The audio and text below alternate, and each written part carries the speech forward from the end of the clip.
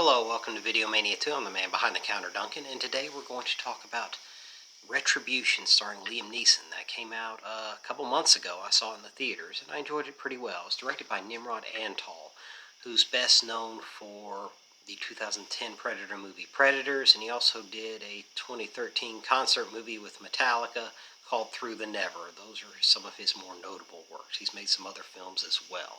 And I think he's a good director, and that helped attract me to this movie, because Liam Neeson's more recent action movies haven't been my favorite. Obviously, he got into the action genre with Taken, and then he did some collaborations with director Wam Colette Serra. He did Unknown, which I think is really good too. Not quite as good as Taken, but I think it's his second best action movie. Then he did Nonstop, and then he did The Commuter, and I thought those were enjoyable thrillers. This one, it's not as good as Taken, of course, or even Unknown, but I think it's a pretty solid thriller and has a good premise, and it's executed pretty well. Here, Liam Neeson, he plays Matt Turner, and he's a bigwig at an investment firm in Berlin, and he actually has a dysfunctional family. His wife, played by Beth Davids, they're very distant, and you can see in the opening scenes when they're just talking about the day, like how distant they are. Ugh. And that's conveyed really well. You can feel the coldness, like in the shot when they're just talking, like he's not really listening to her. He's on his iPad trying to set up his work day, and she's like, "You need to take the kids to school." They're played by Jack Champion and Lily Aspel. Those are his kids, and they're fighting each other. He's like, "I don't have time for this. I need to call an important client, so be quiet. So get in the car. I'll take you to school." And so they're fighting all the way there, and they don't really listen to him because he's apparently not around much, and his wife's, they're having problems. It's very obvious in the beginning. And so now they finally get in the car, and they head, he's going to make his call, and then he's going to take the kids to school. He makes a call to his first client because his boss and partner, played by Matthew Modine, who's his best friend Anders, he tells them, one of our big clients is nervous because the market's down. You need to call and, calm his fears down. So he calls him and tells him, like, "Hey, what do I always tell you? Go against the market. When you see a fire, run towards it, not away." That's kind of how he sells people for his investment firm. It doesn't explain too much what his investment firm is, and I kind of wish they'd explained more. But as he goes along, his kids are fighting, but then he gets a call from a phone. He's like, Zach, his son, like, "Pick up the phone." And he's like, "It's not mine, Dad." So he looks around, and in the compartment in the middle of his SUV, a very nice SUV, he finds his phone. It's an unknown caller.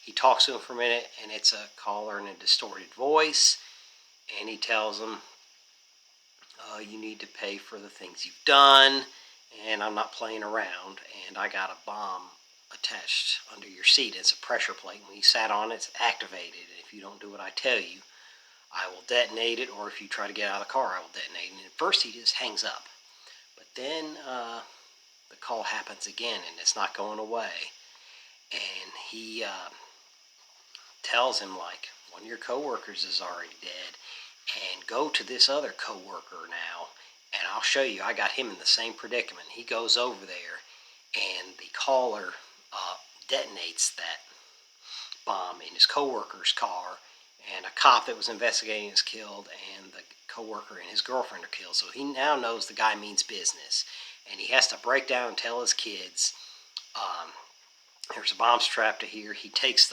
his phone, and he uses the camera to look and see there is something there.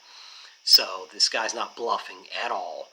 So he has to start carrying out these tasks. He's like, has to get a hold of his wife, who he finds out later is a divorce attorney, so his family's coming apart, and he has to get her to follow his instructions, and so she goes to the safety deposit box, and he's being played like a puppet, and he needs to figure it out, and he can't leave his car, and his kids are with him. So the tension builds up, and I really like this vehicle for Liam Neeson because at his age now, you don't want him going around just kicking ass to kick ass. You need a thriller, but he's a little more vulnerable. And here he's stuck in a seat, and this is where Liam Neeson's acting ability really takes over. Like, he carries this movie, because when you first hear about it, he's like, you're stuck in a seat all day? I mean, how are you going to make that work? Because of his acting chops, it works here. So now the cops are after him. They think he's responsible because his investment firm hasn't been the most truthful. So I guess what you would say, the Germany's Better Business Bureau is kind of looking into him. So this isn't looking good for him. They think he's a criminal. And then the police inspector, played by Noma Domezweni, I cannot pronounce that, I'm sorry. She plays Angela, and she's very competent and professional, but she's like, I just want to get the kids safely, and I don't want any more carnage. But she doesn't necessarily believe him initially, but she's willing to listen to him, and he's trying to convey, hey, I'm innocent in all this.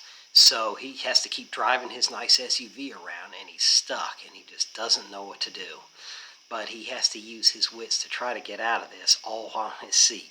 So it's really good premise here. It's kind of a mixture of phone booth, speed, and Collateral kind of thrown together. Maybe there's a lot of cliches in here, but Liam Neeson makes it work, and I thought the premise overall is pretty cool to be able to solve a mystery and figure out why somebody's after him, what the ultimate goal is, and who's calling him. I mean, how is this all set up? And he has to do it from his car, and I think that's really well done here. The music is great. So all this, so when people think like, now like, what are you seeing? Who's in it? Liam Neeson. Oh, I already know what the movie's about. This one's a little bit different, and I think it's a good vehicle for Liam Neeson at this stage of his career. Now let's talk about the Blu-ray and DVD thing and the packaging here, which I'm not as thrilled with, honestly. It's packaged like a DVD, but it has a Blu-ray and DVD in it, but it's in a DVD type case. It has a digital code as well.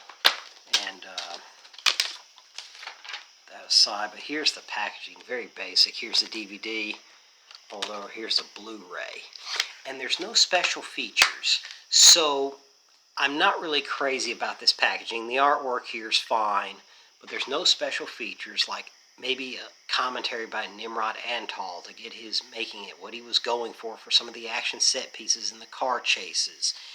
Some insight into that. There's just, it's very bare bones, and so that's kind of disappointing. And Blu-ray kind of has its own distinct casing in 4K, and this, when I ordered it, I thought, this might be a DVD, and the DVD's in here, but packaging, it's not a deal breaker, but I'm not really thrilled with it. So I think, as a physical media collector, I want, some features and a few other things. The picture and the audio is great. The audio is really good.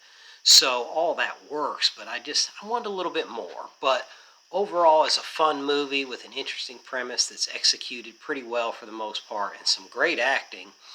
This movie delivers as a solid thriller. So let me know your thoughts in the comments. What did you think of it? Have you seen it? Are you interested in it? What do you think of this packaging? Do you think it could be better, like myself? Let me know any of those things. And don't forget to like and subscribe, and I'll see you next time.